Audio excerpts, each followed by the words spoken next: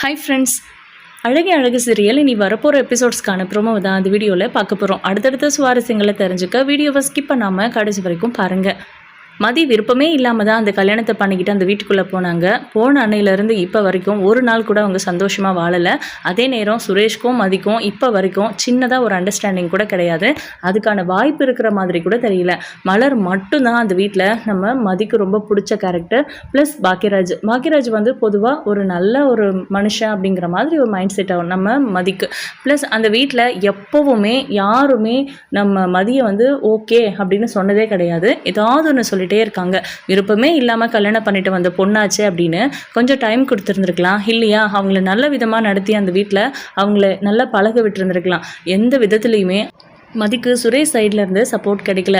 அந்த வீட்டில் அவங்களுக்கு போனதுக்கப்புறம் ஒரே ஒரு விஷயம் நல்லதாக நடந்துச்சு அப்படின்னா அது வந்து அவங்க வேலைக்கு போகிற விஷயத்தில் மட்டும்தான். ப்ளஸ் அவங்க ஏதோ கிளாஸ் எடுக்கிறதுக்காக படிச்சுக்கிட்டு இருந்ததுனால சுரேஷ்க்கும் மதிக்கும் ஒரு பிரச்சனை வந்துச்சு. அந்த வாக்குவாதத்தில் வெளியே போய் படின்னு லைட் ஆஃப் பண்ணிட்டாரு. அப்போ தான் நம்ம ராகவன் மதிக்கு சப்போர்ட் பண்ணி பேசினார். அந்த வீட்டில் இருக்கிறவங்க எல்லாருமே பழைய கால ஒரு டெக்னிக்கை யூஸ் பண்ணுறாங்க. அதாவது பெரியவங்க முன்னாடி உட்காரக்கூடாது, பெரியவங்கன்னா மரியாதை கொடுக்கணும், அவங்க என்ன செஞ்சாலும் அட்ஜஸ்ட் பண்ணிக்கணும் அப்படிங்கிற மாதிரிலாம் ஒரு கோட்பாடு வச்சுருக்காங்க அந்த வீட்டுக்குன்னு. அது போல தான் மலர் நடந்துட்டுருக்காங்க. மலரையே வந்து அவங்க நல்ல பொண்ணு அப்படின்னு சொல்கிறதில்ல. மலரை விட நல்ல பொண்ணாக இருந்தால் தான் நம்ம நல்ல பேர் வாங்க முடியும் உங்ககிட்ட அப்படின்னா அதுக்கெல்லாம் வாய்ப்பே இல்லை. மலரை விட யாராலையுமே வந்து இறங்கி போக முடியாது, அவங்கள கண்ணு கருத்துமாக பார்த்துக்க முடியாது. அவங்களையே குறை சொல்கிறாங்கன்னா அப்படிங்கிற பயம் நம்மளோட மதிக்கு அப்போத்துலேருந்தே இருந்துச்சு. இப்போது மதி எந்த தப்பும் பெருசாக பண்ணிடல. அவங்க எதிர்த்து பேசினது தப்பு தான் ஆக்சுவலாக. பட் அவங்க பேசினதுனால திருப்பி பேசிட்டாங்க. மற்றபடி அவங்க இன்டென்ஷனாக எதுவுமே அவங்கள அவமானப்படுத்தணும்னு நினைக்கல. இதையே வாய்ப்பாக வச்சுக்கிட்டு லக்ஷ்மி இல்லாததையும் பொல்லாததையும் சொல்லி மதி மேலே ஃபஸ்ட்டு ராகவனுக்கு கோவம் வர வச்சாங்க. மலரை வாயை திறக்கவே விடலை. நீ இதுக்குள்ளே வராத, நீ தலையிடாத அப்படின்னு சொல்லிட்டாங்க.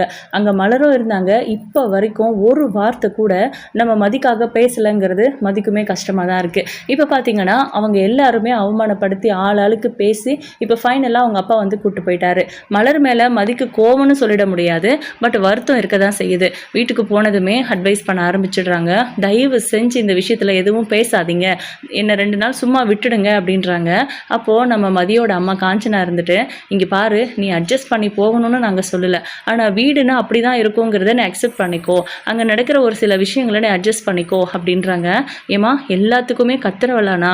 நான் என்ன படிக்காத முட்டாளா? இல்லை எனக்கு எதுவுமே தெரியாதுன்னு நினச்சிட்டு இருக்கீங்களா? பெரியவங்களுக்கு மரியாதை கொடுக்கணும்னு இந்த வீட்டில் சொல்லி கொடுத்து தானே வளர்த்துருக்கீங்க. யார்கிட்ட எப்படி நடந்துக்கணும்னு தெரியாத அளவுக்கு நான் ஒன்றும் அந்த அளவுக்கு திமிரு பிடிச்ச பொண்ணு கிடையாது. நீங்கள் என்ன நினச்சிட்டு இருக்கீங்க? அந்த வீட்டில் எதுவுமே தப்பாக இல்லை, நான் மட்டும் தான் தப்பான பார்வையில் பார்க்குறேன்னு நினச்சிட்டு இருக்கீங்களா? இல்லை நான் தெரியாமல் தான் கேட்குறேன். அட்ஜஸ்ட்னு சொல்கிறீங்கல்ல. மலரக்கா அந்த வீட்டில் எவ்வளோ அட்ஜஸ்ட் பண்ணுறாங்கன்னு தெரியுமா? அவங்கள விட ஒரு பொண்ணை வீட்டை அட்ஜஸ்ட் பண்ணி போகிறா அப்படின்னா அது நான் இது வரைக்கும் பார்த்ததும் இல்லை, கேள்விப்பட்டதும் இல்லை. அப்படி ஒரு கேரக்டர் அவங்க 80s 90sலாம் அப்படி தான் இருந்திருப்பாங்க போல இருக்குன்னு அவங்கள பார்த்து தான் தெரிஞ்சுக்கணும். அவ்வளோ நல்லா எல்லாரையும் பார்த்துக்கிறாங்க, சலிக்காமல் வீட்டு வேலையை பார்க்குறாங்க. அதில் 1000 குறை. ஏமா நீங்கள் ஏதாவது ஒரு சமைக்கும் போது அதில் உப்பு குறைவாக இருக்குன்னு சொன்னால் உப்பு குறைவாக இருக்கிறது ஒரு பிரச்சனையா? எடுத்து போட்டுக்க வேண்டியது தானே அப்படின்னு சொல்வீங்க. ஆனால் அந்த வீட்டில் அது கூட குறையாக இருக்கக்கூடாது. அதுக்கும் மேலே அவங்க ஏதாவது சொன்னாங்கன்னா அடுத்த முறை அதை சரி பண்ணியிருக்கணும். அந்த அளவுக்கு அவங்க ரூல்ஸ் போட்டு ஒரு கோடு போட்டு அந்த கோடை தாண்ட விடாமல் அவங்கள பார்த்துக்கிறாங்க. அந்த வட்டத்துக்குள்ளே என்ன போய் சிக்க சொல்கிறீங்களா அப்படின்னு என்னடி நினச்சிட்டு இருக்காங்க அவங்க அப்படின்றாங்க காஞ்சனா. அது எனக்கு பிரச்சனை இல்லை, ஆனால் அவங்க ஃபோன் பண்ணி உங்களை கூப்பிடும்போதெல்லாம் என்ன வந்து திட்டுறீங்க, நான் அந்த மாதிரி நடந்திருப்பேனா? அவங்க சொல்கிறது உண்மையா, இல்லை என் மேலே பழி போடுறாங்களா, இல்லை அவங்களுக்கு சாதகமாக நான் நடந்துக்கல அப்படிங்கிறதுனால பேசுகிறாங்களான்னு கூட என்கிட்ட ஒரு சின்ன ஒரு வார்த்தை கூட கேட்குறதில்ல. அதே தான் அந்த வீட்லேயும் பிரச்சனை. அவங்க என்கிட்ட அந்த காஃபி டம்ளரை எடுத்துகிட்டு போய் வையின்னு சொல்லவே கிடையாது. அட்லீஸ்ட் நான் சொல்கிறத அவங்க காது கொடுத்து கேட்டிருக்கலாம்ல. அதுவும் உங்கள் மாப்பிள்ளைன்னு சொல்கிறீங்கல்ல, தங்கமான மாப்பிள்ளைன்னு எனக்கு பிடிச்சி என் தலையில் கட்டி வச்சிங்களே, அவர் என்ன நடந்துச்சுன்னு கூட என்கிட்ட கேட்கல. அவங்க அம்மா சொன்னதை அப்படியே நம்பிக்கிட்டு மன்னிப்பு கேளுன்னு எடுத்த உடனே சொல்கிறாரு.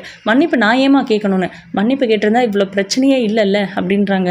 இல்லைம்மா நான் தெரியாமல் தான் கேட்குறேன், இந்த ஒரு முறை நான் எந்த தப்பும் பண்ணலை, அப்படி இருந்தாலும் பரவாயில்ல, பெரியவங்க கிட்ட மன்னிப்பு கேட்குறதுல என்ன இருக்குன்னு நான் மன்னிப்பு கேட்டிருந்தேன் அப்படின்னா அதுக்கப்புறம் என்ன நடந்திருக்கும்? அடிக்கடி இந்த மாதிரி ஏதாவது ஒரு பிரச்சனை நடக்கும். மன்னிப்பு கேளுன்னு அவர் சொல்லியிருப்பாரு. நான் மன்னிப்பு கேட்டிருந்திருக்கணும். ஏம்மா நான் ஏன் அப்படி இருக்கணும்? தப்பு பண்ணாமல் நான் எதுக்கு மன்னிப்பு கேட்கணும் அப்படின்றாங்க. ஒரு முறை கேட்டு பார்த்துருக்கலாம் இல்லை மதி அப்படின்றாரு ராமமூர்த்தி. அப்போ உங்களுக்கு புரியுதா இல்லையாப்பா அப்படின்னு சொல்லிட்டு கோவப்படுறாங்க மதி. சரி நீ பொறுமையாரு, இப்போதைக்கு எதுவும் பேச வேண்டாம், அப்புறம் பேசிக்கலாம் அப்படின்றாங்க காஞ்சனா. இல்லைம்மா எதுவாக இருந்தாலும் இப்போவே பேசி முடிவு பண்ணலாம். திரும்பவும் அந்த வீட்டுக்கு நான் போகணும் அப்படின்னா அவங்க செஞ்ச தப்பை உணரணும். அட்லீஸ்ட் என்கிட்ட அவங்க சாரி கேட்கணும் அப்படின்றாங்க.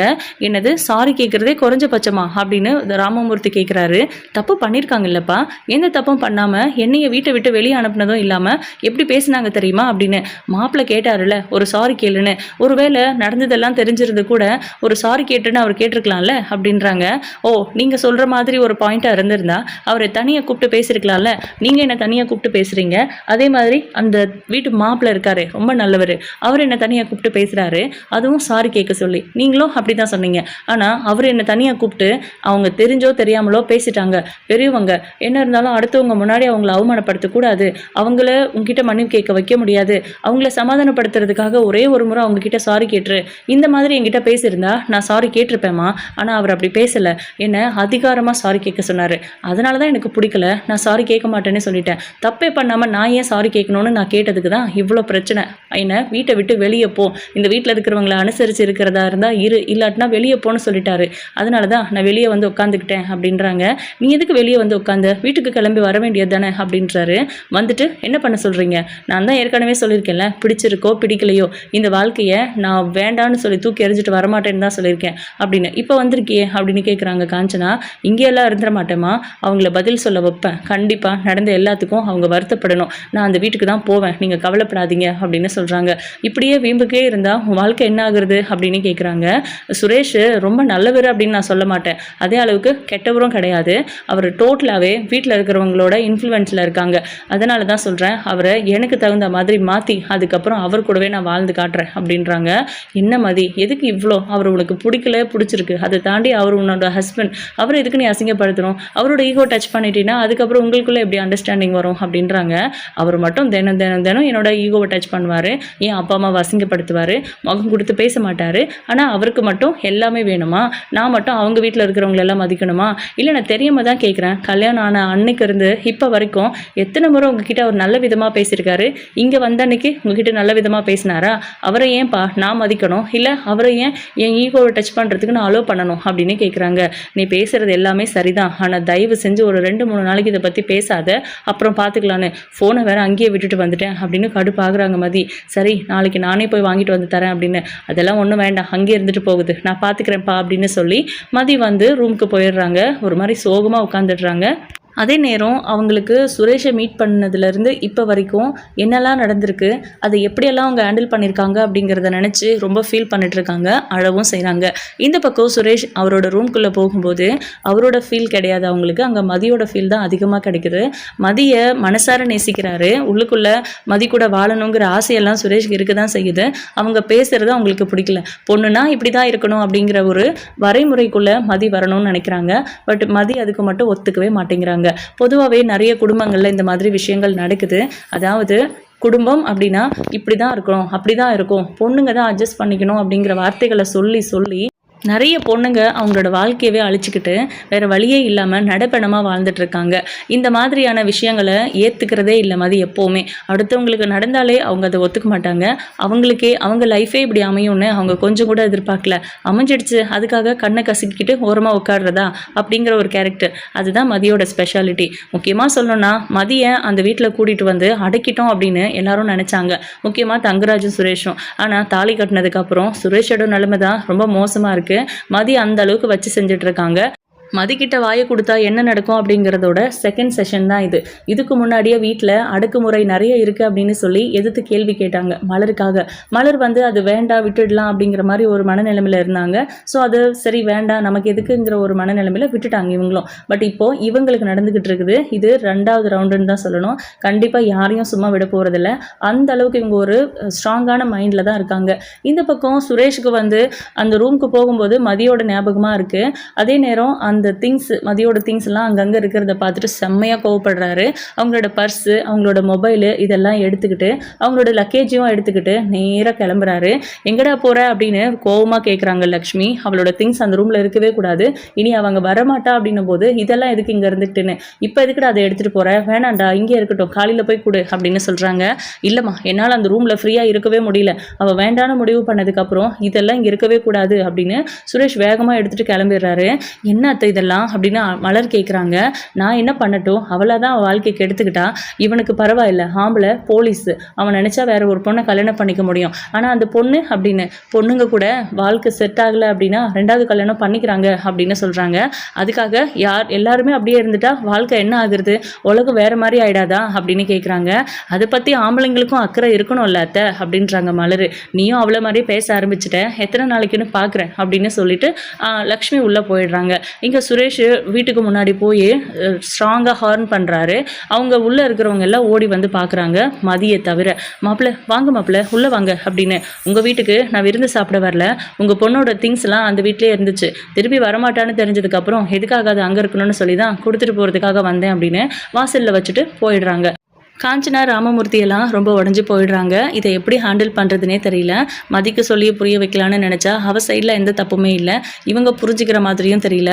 நம்ம தான் தப்பான முடிவு எடுத்துட்டோம் போல இருக்குது. இந்த வீடு நமக்கு வேணும்னு நினச்சி தான் இந்த கல்யாணத்தை பண்ணி வச்சோம், இந்த வீட்டில் நம்மளால் நிம்மதியாக இருக்க முடியல பாரு, பேசாமல் வேற எங்கேயாவது போய் இருந்திருக்கலாம் அப்படிங்கிற மாதிரிலாம் ரொம்ப வருத்தப்பட்டுட்டு இருக்காங்க. இப்போ அந்த லக்கேஜ்லாம் எடுத்துகிட்டு உள்ளே போயிட்டு மதியோட டோர் தட்டுறாங்க. மதி வந்து கண்ணெல்லாம் தொடச்சிக்கிட்டு கேஷுவலாக வந்து சொல்லுமா அப்படின்றாங்க. உன்னோட திங்ஸ்லாம் கொடுத்து விட்டுருக்காங்க பாரு அப்படின்னு. யாரு அப்படின்னு கேட்குறாங்க. மாப்பிள்ளை தான் வந்து கொடுத்துட்டு போனாரு அப்படின்னு சொல்கிறாங்க. ஓ, அந்த அளவுக்கு ஆயிடுச்சா அப்படின்னு சிரிக்கிறாங்க. இதுக்கு தான் மதி வேண்டான்னு சொல்கிறது.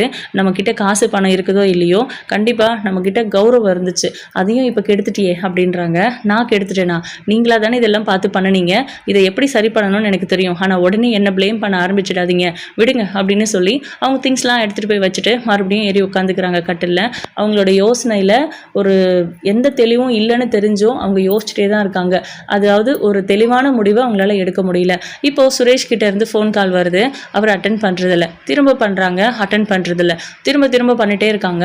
அட்டன் பண்ணி என்ன அப்படின்னு கேட்குறாங்க. ஒரே வார்த்தை, இந்த திமிருக்கு தாண்டி உனக்கு இந்த நிலைமை அப்படின்றாங்க.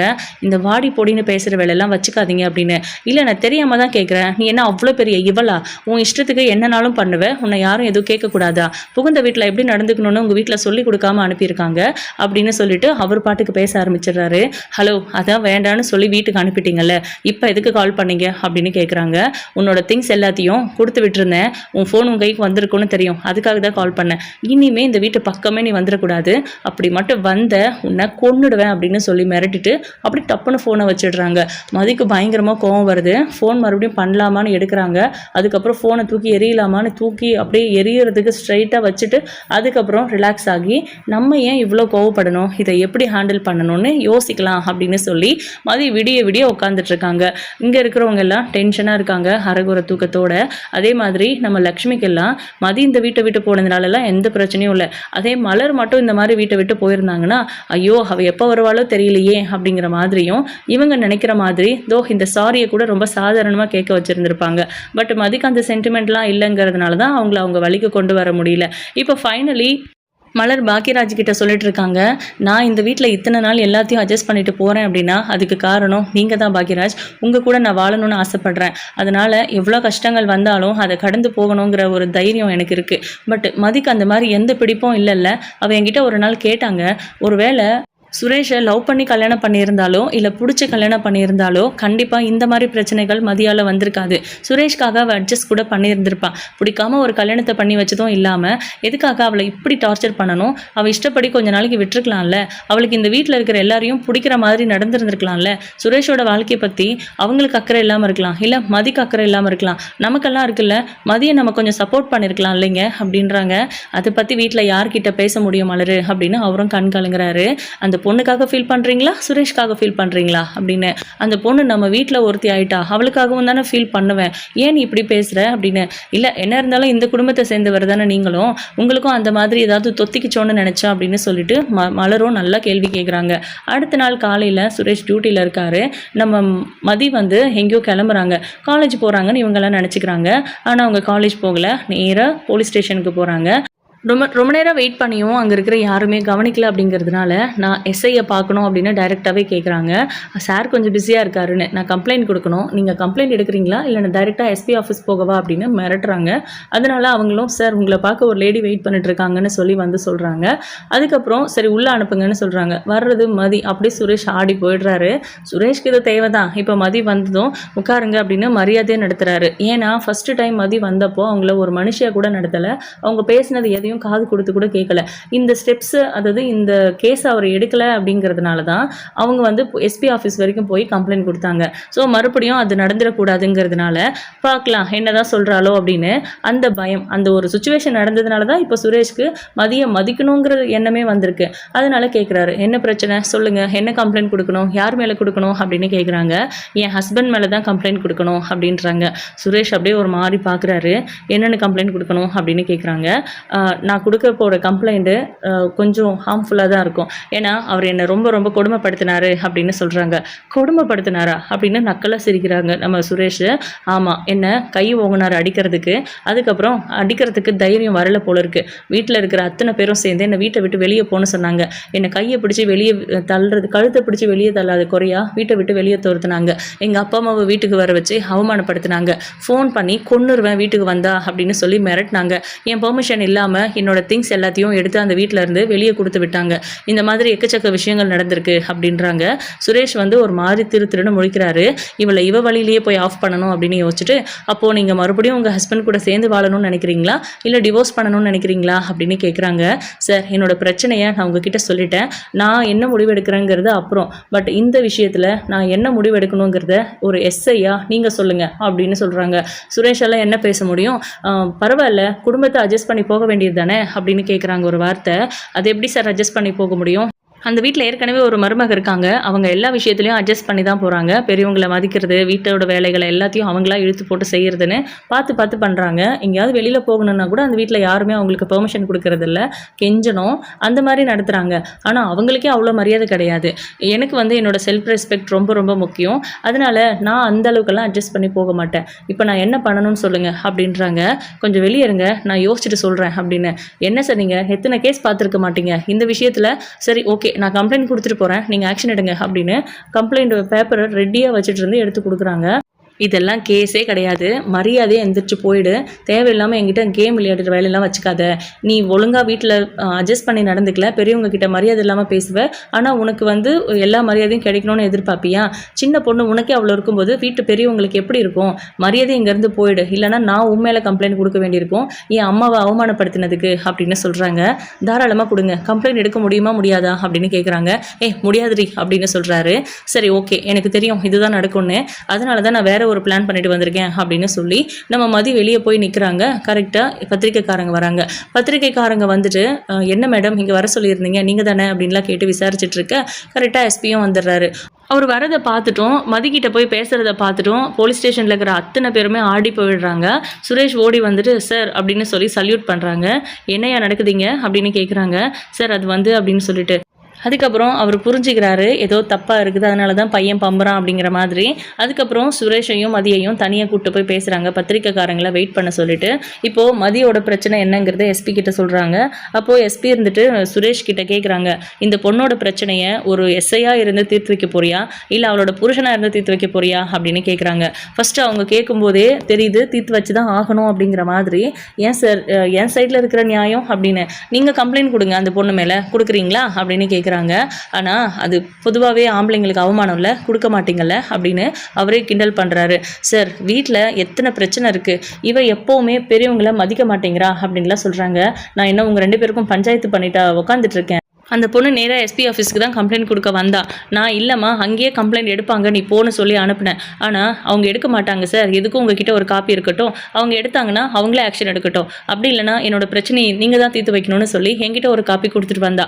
சரி என்னதான் கம்ப்ளைண்ட் ஆயிருக்கும் அப்படின்னு படித்து பார்த்தா அதில் தெரியுது அவள் உன்னை பற்றி தான் கம்ப்ளைண்ட் எழுதியிருக்கா அப்படின்னு. அதுக்கப்புறம் எப்படி நீ கம்ப்ளைண்ட் எடுப்ப, அதனால தான் உடனே கிளம்பி வந்தேன். இங்கே வந்து பார்த்தா ப்ரெஸ்ஸு மீடியான்னு எல்லாரும் வந்திருக்காங்க. இப்போ அவங்க முன்னாடி நீ என்ன சொல்ல போகிற, புருஷனா அந்த பிரச்சனையை தீர்த்து வைக்க போறியா இல்லை ஒரு எஸ்ஐயா அந்த பிரச்சனையை தீர்த்து வைக்க போறியா அப்படின்னு கேட்குறாங்க. எஸ்பி ஆஃபீஸ்க்கு கம்ப்ளைண்ட் வருதுன்னா இந்த விஷயத்தோட சீரியஸ்னஸை நீ புரிஞ்சுக்கோ. கண்டிப்பாக இந்த முறை உனக்கு வேலை போச்சுன்னா கண்டிப்பாக சஸ்பென்ஷன்லாம் கிடையாது, டிஸ்மிஸ் தான் அப்படின்னு சொல்லிட்டு அவர் மிரட்டுறாரு. இப்போது நம்ம சுரேஷ் பார்த்தீங்கன்னா ஒரு மாதிரி தடுமாறுறாரு, என்ன பண்ணுறதுனே தெரியல. மதி வெளியே போகிறாங்க. ஒரு நிமிஷம் நில்லு அப்படின்றாங்க. எஸ்பியும் நம்ம மதியும் ப்ரெஸ் மீடியாவில் நின்று நம்ம எஸ்பி சொல்கிறாரு, இந்த பொண்ணோட பிரச்சனையை 24 மணி நேரத்துக்குள்ளே தீர்த்து வைக்கும்படி எஸ்ஐ சுரேஷ்க்கு நான் இன்ஃபார்ம் பண்ணியிருக்கேன். அவர் கண்டிப்பாக பண்ணிவிடுவார். அந்த மாதிரி எதுவும் நடக்கலைன்னா நீங்கள் மேற்படி இதை நியூஸாக கொண்டு போங்க, அது வரைக்கும் இந்த நியூஸ் வரக்கூடாது அப்படிங்கிற மாதிரி சொல்லி அவங்கள அனுப்பிடுறாங்க. இப்போது நம்ம மதி கேட்ட மாதிரி சுரேஷ் இந்த பிரச்சனையை எப்படி சால்வ் பண்ண போகிறாரு, அதாவது எஸ்ஐயாவா இல்லை ஹஸ்பண்டாவா இருந்தாலும் சரி, எஸ்ஐயாவா இருந்தாலும் சரி, லக்ஷ்மி பண்ண தப்புக்கு மதிக்கிட்ட மன்னிப்பு கேட்கணும் அப்படின்னு தான் வரும். மதிக்கிட்ட கேட்கலனாலும் மதியோட அப்பா அம்மா கிட்ட நாங்கள் பண்ணது தப்பு, உங்கள் பொண்ணை தப்பாக பேசிட்டோம் அப்படின்னு பேசி போய் அவங்க வீட்டில் இருந்து மதியை கூட்டிகிட்டு வர மாதிரி ஒரு கதை வரும்னு நான் நினைக்கிறேன். அப்படி வந்தால் நல்லாயிருக்கும். உங்களோட கருத்துக்களை கமெண்ட் பண்ணுங்கள். இந்த வீடியோ உங்களுக்கு பிடிச்சிருந்தது அப்படின்னா லைக் பண்ணுங்கள், ஷேர் பண்ணுங்கள். தேங்க்யூ.